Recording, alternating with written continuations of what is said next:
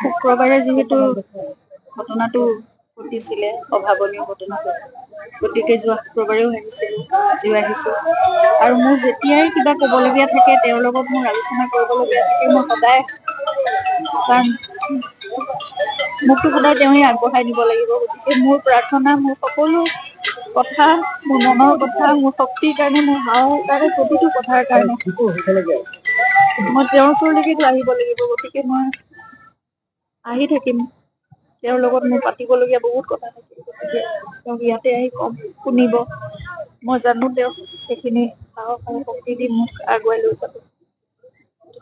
প্ৰাৰ্থনা সদায় যাতে সকলোৱে তেখেতৰ প্ৰতি প্ৰাৰ্থনা ৰাখে, মোৰ প্ৰতি আশীৰ্বাদ ৰাখে, আৰু যিমানবোৰ কৰণীয় আছে বা তেওঁ হয়তো আমাৰ সকলোৰে ওপৰত এটা বিশ্বাস ৰাখি তেওঁ নিজৰ খিনি কৰ্তব্যখিনি কৰিলে।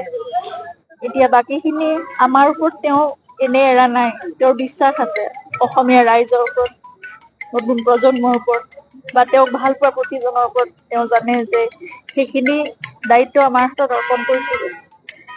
আমি সকলোৱে একেলগে হাতত ধৰি সেইখিনি কৰি যাব লাগিব। আৰু যেনেকে এই জুবিন ক্ষেত্ৰখন পুণ্যভূমি হৈ পৰিছে, এতিয়া মহামিলনৰ ভূমি হৈ পৰিছে, গোটেই অসমখন তেওঁ সপোনৰ বৰ অসমখন, মই বাৰে বাৰে সেইটোৱে প্ৰাৰ্থনা কৰো যে তেওঁ সপোনৰ বৰ অসমখন যাতে আমি গঢ়িব পাৰো। এতিয়া সকলো বিশ্বাস, সকলো আস্থাৰে তেওঁ আমাৰ হাতত সেইখিনি দায়িত্ব অৰ্পণ কৰিছে। গতিকে সেইখন বৰ অসম আমি উপহাৰ দিয়াটোৱে আটাইতকৈ জুবিনৰ কাৰণে, মই ভাবো সেয়াই ডাঙৰ উপহাৰ হব, আৰু সেয়াই জুবিনৰ সপোনৰ অসমখন হব। গতিকে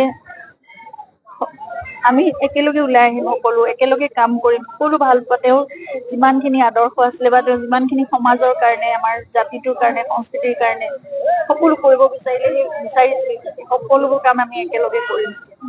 সেইখিনিয়ে মই ৰাইজৰ পৰা সদায় সহযোগিতা, আশীৰ্বাদ আৰু সহায় বিচাৰো। আৰু মই জানো আপোনালোক সদায় একেলগ হৈ থাকিব, আৰু আমি এইবোৰ কাম আমি একেলগে কৰি যাব পাৰিম।